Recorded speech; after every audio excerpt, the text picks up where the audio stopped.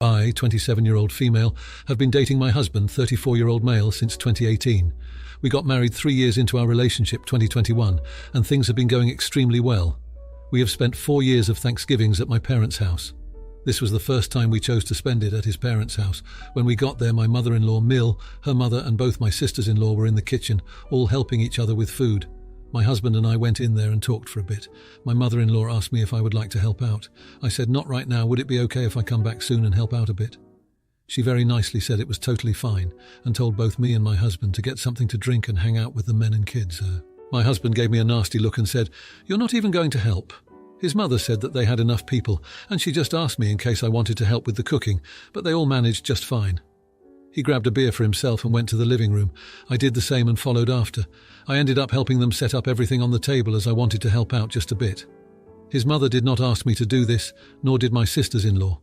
Dinner went extremely well. We talked a lot and I really liked his family. When my husband and I got in the car, he started mumbling angrily at me. I asked him about 3 times what he was saying before he blew up at me. He told me that it is their tradition that the women are in the kitchen cooking and that I disrespected his mom in her own house by acting so entitled. We ended up having an argument about this whole thing, and he has not stopped insisting that his mother is offended by this. I have not talked to her about this, and she did not tell me anything about being offended either. But I know his mom is a really nice woman who would never want to say anything bad about someone, so I'm starting to think that maybe I really disrespected his mom and she just doesn't have the heart to tell me. So am I the idiot for not following their traditions? I feel like I was a jerk because helping out would not have been that hard, and had I known the outcome I would have just stayed and helped out. Edit. I don't know if this will help my case, but I am working as a nurse and had just come from an 18-hour shift and directly went to mother-in-law's house, hence why I was not that keen on helping out with dinner. I could not get the day off. I don't know if that is even relevant or not, it is just my reasoning behind this. Edit 2. I have seen many people thinking this and I have tried responding to the comments, but I did not completely ignore or disregard the female side of my in-laws. I was sitting in the kitchen talking with them for most of the time, but I also went out to make small talk with all the other people. Now for a few comments before the update. Comment 1. It seems like the bigger problem here is that you married someone who expects you to adhere to her sexist traditions. Comment 2. Sexist roles of women in the kitchen and men around the TV drinking beers should have been retired years ago. Not the idiot now for the update. Hey everyone, a lot has happened since I last posted about the Thanksgiving incident at my in-laws. I've been reflecting on everything and trying to navigate the situation as best as I can. After the argument with my husband in the car, things were tense for a few days. We barely spoke, and when we did, it was short and to the point. I was hurt by his reaction and the implication that I had disrespected his family's traditions, especially since I had just come off a long shift and was exhausted. I decided to reach out to my mother-in-law directly to clear the air. I called her and explained how I felt about the situation and apologized if I had unintentionally offended her. To my relief, she was as kind and understanding as ever. She assured me that she wasn't offended at all and appreciated that I had helped set the table. She even mentioned that she had told my husband that everything was fine.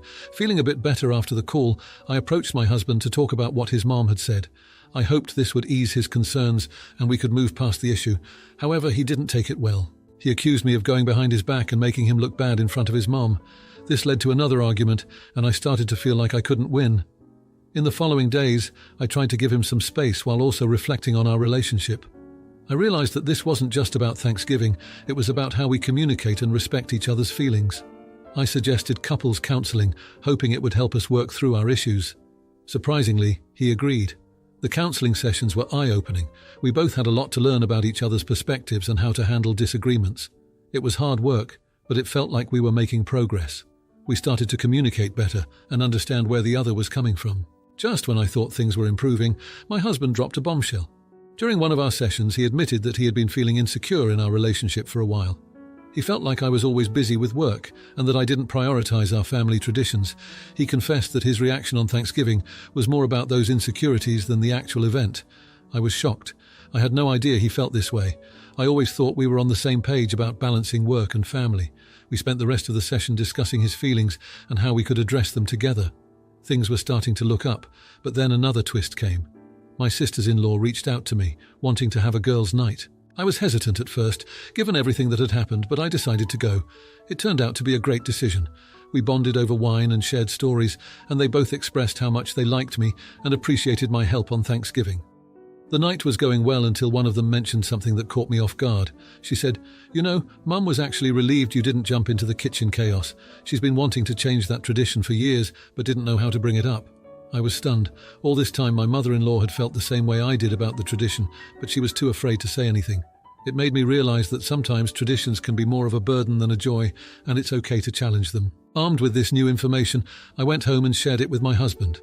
We had a long, heartfelt conversation about traditions, expectations, and how we can create our own as a couple. It was a breakthrough moment for us.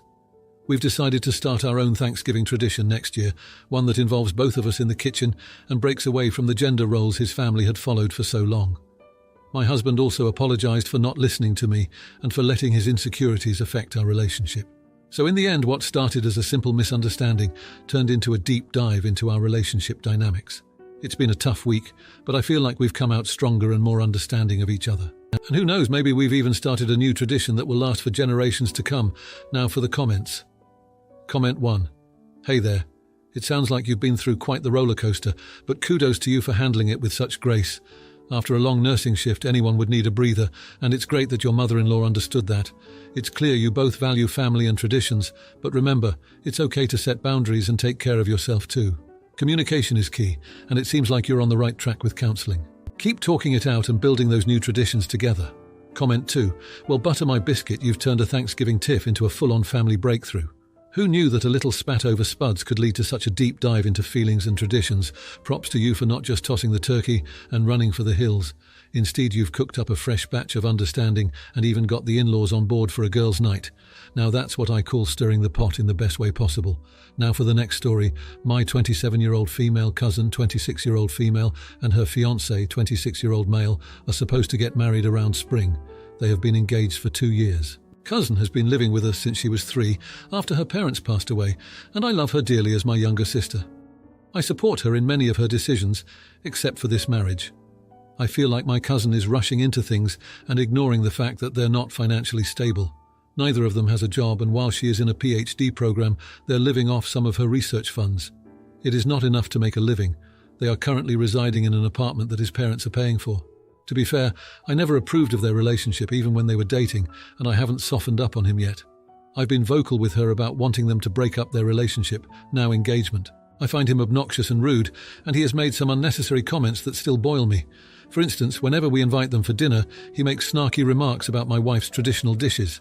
No, we've never forced them to eat any of them. Those were more for my wife than for them.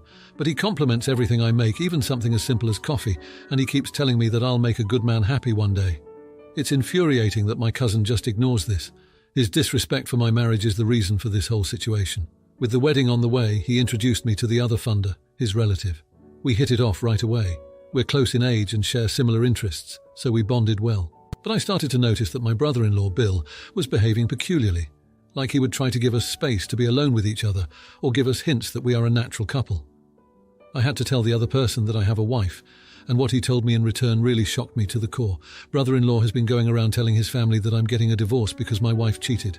The sheer audacity of this man baffled me. I left, and without saying a word to anyone, withdrew my fund. After cooling down, I informed the couple, my wife and my parents, of what I had done and why. My cousin called me crying and begging for the funds, but I told her no. If she can't afford a wedding, then don't have one. My brother-in-law has resorted to calling me names and is getting his parents involved in it as well. My parents are okay with it, as it is my money. But my wife, although she is angry with what brother-in-law did, doesn't support my action. Whether I withdrew the fund or not, they will get married and stay family with us, so this would only cause a rift with my sister. While I understand her point, I don't see why I should support the marriage of someone who doesn't respect mine. So am I the idiot for withdrawing funds because my future brother-in-law slandered my marriage? Now for a few comments before the update. Comment 1. Not the idiot. Save the money for you and your wife. Why would you give it to a person that is trying to ruin your marriage? Comment 2. Not the idiot. He disrespected your marriage, so why would you pay for his? Especially someone who is clearly hateful. Now for the update. Thanks to everyone who read my last post. It's been a wild few months since then, and a lot has happened. I guess it's time for an update. After I withdrew the funds, things got pretty tense around the family. My cousin was devastated, and her fiancé, well, he was furious. He tried to turn the family against me, saying I was sabotaging their happiness. But when the truth about his lies came out, it was hard for anyone to take his side. My cousin and I had a long, emotional talk. She was hurt that I pulled the funding, but she was more upset about the lies her fiancé had spread. She couldn't believe he'd do something like that. It was a tough conversation, but it brought us closer. We cried, we hugged, and she thanked me for always looking out for her, even if she didn't always see it that way. The wedding plans were put on hold. My cousin needed time to think about her relationship, and honestly, I was relieved. I wanted her to marry for love, not because she felt she had to. During this time, my wife and I had our own issues to work through. She was upset about the whole situation, feeling caught in the middle between supporting me and keeping peace in the family. We had some heated discussions, but ultimately, it made us stronger. We learned to communicate better and to stand united, even when things get tough. My cousin's fiancé tried to apologize to me, probably because he realized his chances of getting any money were slipping away, but his apology felt hollow, and I wasn't ready to forgive him. Not yet. I was polite but distant, and I think he got the message that he couldn't just talk his way out of this one. As for the other funder, he was shocked by the whole ordeal. He pulled his funding too, not wanting to be involved in the drama. He and I stayed in touch, though. We'd become friends, and he was a good guy who'd been misled by my future brother-in-law's lies. Fast forward to now, and things are looking up. My cousin is still in her PhD program, and she's thriving. She's more focused on her studies than ever, and she's even won a couple of awards for her research. She and her fiancé are still together, but they're in counselling. She's determined to work through their issues before they even think about setting a new wedding date. They've also started to get their finances in order. My cousin's fiancé finally got a job, and they're learning to budget and save. It's a slow process, but they're making progress. As for me, I've learned a lot about boundaries and standing up for what's right. I've also learned that sometimes the hardest decisions are the ones that lead to the best outcomes. My wife and I are closer than ever, and my relationship with my cousin is stronger too. It's not all perfect, of course. There's still some awkwardness at family gatherings, and my cousin's fiancé and I are far from being friends. But there's a sense of hope that wasn't there before. We're all moving forward, learning from our mistakes and trying to do better. So, while the wedding may be on hold, the future looks brighter. There's a sense that we're all growing and changing, and maybe, just maybe, we'll come out of this stronger than we were before. Now for the comments. Comment 1. Hey there, I get why you'd pull your support after the disrespect to your wife and the rumours. That's rough. But have you considered how this might affect your relationship with your cousin long term? Maybe a heart-to-heart could help clear the air. It's tough, but family bonds are worth the effort. Comment 2. Man, I've been in a similar boat. My sister's ex was a piece of work and it caused a rift when I spoke up. It's a delicate balance, supporting family but not toxic behaviour. Sounds like you're navigating it as best you can. Hang in there and keep those lines of communication open. Now, for the next story. My stepdaughter is in high school and has a best friend she's known since they were babies. My wife and I have 2 children together. My stepdaughter's best friend has a birthday in December. We are well aware of her birthday because we attend it every year. This year, my side of the family planned to take a huge overseas Christmas vacation, which required us to ask the friend's mother for the party date. We planned and bought our tickets to leave 2 days after the party so that my stepdaughter wouldn't miss it. Monday, my stepdaughter came home and told us that the party date was moved to accommodate some of her friend's family members who decided last minute to fly in for it. The problem is that the date was moved to one well after our departure date. Here's the problem. First, we're not made of money, so for us to change the flight and hotel for our family will more than double the cost. Second, it will be a 2-week overseas trip, so I already had my vacation approved and can't change it. If we fly out after the party, my vacation will be cut down to only a week. Third, I only get to see some of my siblings only at Christmas, so if I don't go this year, I won't see them until next year. Fourth, my entire side of the family planned our vacation around the party date months ago. My original solution was to tell her friend's parents to keep their original date since my family planned around their schedule. My wife immediately shot down that idea. My second solution was for us to leave as planned, but change only my stepdaughter's ticket since she's on break and is old enough to fly herself. My wife shot that down too since she's also friends with the other mother and wants to go to the party. My wife's solution is for us to just fly out after the party. I don't like this idea at all because of the added cost and lessening time. Our talk turned into arguments that lasted all week. Last night my wife put her foot down and said that we're not missing the birthday party, to which I replied that she's not missing the birthday party. I told her I'm flying out with our 2 kids as planned, whether or not she's on the flight. That took our argument to the next level, to the point my stepdaughter called me an AH, so I tried to ground her, at which point my wife said I couldn't because she was justified. Everything is a mess now. Update. There are 2 common questions and I think I should answer. It's a sweet 16 birthday party. It's going to be huge with over 100 people in attendance and catered food. I've been told almost everyone in their class is attending. The other mother and my wife have been friends since the birth of their girls. She helped my wife through her divorce, and my stepdaughter stayed with them for days at a time during the worst part of that process. Now for a few comments before the update. Comment 1. Not the idiot. Wow, talk about spoiled entitled brats. So you're supposed to rearrange your family vacation for your stepdaughter's friend's birthday party? Sounds like you need to put your foot down and leave the brats behind. Cancel both your wife's and stepdaughter's flights and let them spend all the time they want with their friends. Comment 2. Not the idiot. You scheduled and paid for your vacation after getting the date of the party. Then the friend's family changed the date and your wife wants to force either everyone to stay home or spend a fortune changing flights. Your wife and stepdaughter are acting very entitled and selfish. Now, for the update. Hey everyone, thanks for sticking around after my last post. It's been a wild few days, and I've got quite the story to share. After the blowout with my wife and stepdaughter, things were tense in the house. I spent the next day avoiding everyone, cooling off, and trying to think of a solution that wouldn't end in World War III. My wife did the same and we barely spoke, which is unusual for us. We're normally the couple that talks everything out. On Tuesday, my stepdaughter came to me after school, her eyes red from crying. She apologized for calling me names and explained how important this party was to her. She said she felt torn between her best friend and the family trip. I realized then that I had been so focused on the logistics and the cost that I hadn't fully considered her feelings. I hugged her and apologized too. We were both stubborn, but that moment softened the edges of our argument. The next day, my wife and I sat down to talk. It was a long conversation, filled with apologies and understanding. She admitted that she had been too quick to dismiss my concerns about the cost and the shortened vacation. I admitted that I had been too rigid and hadn't considered her bond with her friend's family. We were both at fault, and we both knew it. We decided to call the other mother to explain our situation. She was incredibly understanding and felt terrible about the change causing such a rift.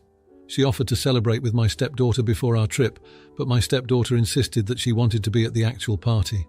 Thursday was decision day. My wife and I crunched numbers, looked at different flight options, and even considered splitting the family up for the trip. But nothing felt right.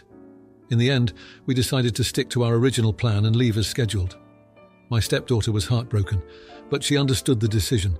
We promised to make it up to her somehow. The fallout was immediate. My wife's friend was disappointed but said she understood. My wife, however, was quiet for the rest of the day. I could tell she was upset, not just about missing the party, but about the strain it put on our relationship. The day before the trip, my stepdaughter's friend came over with a small cake and a gift. They spent the day together, laughing and taking pictures. It wasn't the big celebration they had planned, but it was something. Watching them, I felt a pang of guilt for not being able to give my stepdaughter the party experience she wanted. We left for our trip on Friday, and it was bittersweet. The vacation was beautiful, and seeing my siblings was great, but there was an undercurrent of what we had missed. My wife and I were polite to each other, but the warmth was missing. We both knew it would take time to fully recover from this. The trip was shorter than we had hoped, but we made the most of it. We created some good memories, but the joy was tinged with the knowledge of the sacrifice that had been made. When we returned, my stepdaughter's friend had saved her a party favor bag and a bunch of photos. They spent another day together, recounting the party and our trip. My stepdaughter seemed to have made peace with the situation, but I knew she still felt the sting of missing out. As for my wife and me, we're slowly getting back to normal. We've had more talks, more apologies, and more understanding. We both realized that we need to communicate better and consider each other's perspectives more. It wasn't the perfect resolution, but it was real life. We all learned something from this experience, and I think it's made us a stronger family, even if it doesn't feel like it right now. Sometimes love and family are about compromise and accepting that not every story has a fairy tale ending. Now, for the comments. Comment 1. Oh boy, sounds like you're stuck between a rock and a hard place, or should I say a birthday cake and a plane ticket. Look, family vacations are like a rare comet. They don't come by often, and you gotta catch 'em while you can. Maybe it's time to teach the kiddo about the art of compromise and the value of family time. Plus, think of the stories you'll have for the next birthday bash. Comment 2. Have you considered a special early celebration for the friend's birthday before you jet off? It might be a nice gesture and could smooth things over. It's tough when plans clash, but it's important to weigh out what's truly valuable. Family trips are precious, and it's key to make those memories while you can. Keep that communication open, and maybe find a way to celebrate both the trip and the friendship. If you like this video, you'll probably like these too. Also, while you're here, please consider subscribing. It's your support that keeps this channel alive and allows me to make better and longer videos. Have a great day.